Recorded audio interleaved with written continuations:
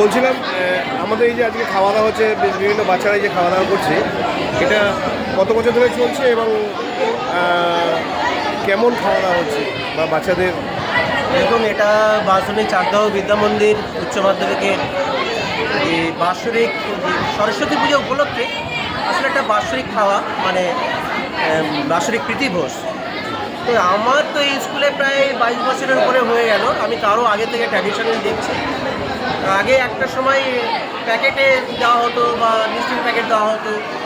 তারপর আমি যখন থেকে এই দায়িত্বটা মোটামুটি নেওয়া শুরু করেছি একটা সময়, তখন আমি একটা মধ্যে চ্যালেঞ্জ নিয়ে এই বসে খাওয়া এটা আমি শুরু করেছিলাম।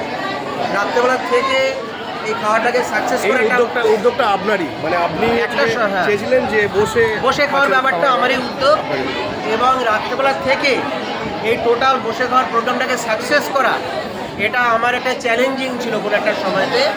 সেই যে ট্র্যাডিশনটা এখনও চলছে, আমাদের খুব ভালো লাগছে যে আমাদের ছেলেরা একসঙ্গে বসে খায়, আমরাও একসঙ্গে খাই, আনন্দ করি। এটা একটা সারা বছরের আমাদের একটা দারুণ পাওনা। খুব সুন্দর লাগছে বাচ্চারা একসঙ্গে খাচ্ছে বসে, দারুণ লাগছে। আপনার যে উদ্যোগটা সত্যি খুব সুন্দর। হ্যাঁ, মানে অসংখ্য ধন্যবাদ এই কারণে। আর তাছাড়া মানে বাচ্চারা দারুণ আনন্দ করে, খুব এনজয় করে। বসে খাওয়াতেই ওদের আনন্দ। প্যাকেটের থেকে বসে খাওয়ার সময় দেখা হয়, এটা একসাথে বসে খাওয়া একটা সোসাইটির মতো মনে হয়। আচ্ছা, এই যে বসে খাচ্ছ কেমন লাগছে? অনেক ভালো, অনেক ভালো। প্রত্যেকটা খাবার খুব সুন্দর হয়েছে, হ্যাঁ। ভালো লাগছে। হ্যাঁ। Very good. কেমন লাগছে তোমার এই যে বসে খাচ্ছ, কেমন লাগছে? স্যার অনেক ভালো লাগছে।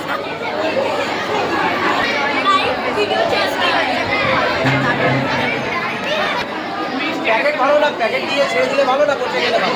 ভালো, বসে গেলে আনন্দটা বেশি, তাই না?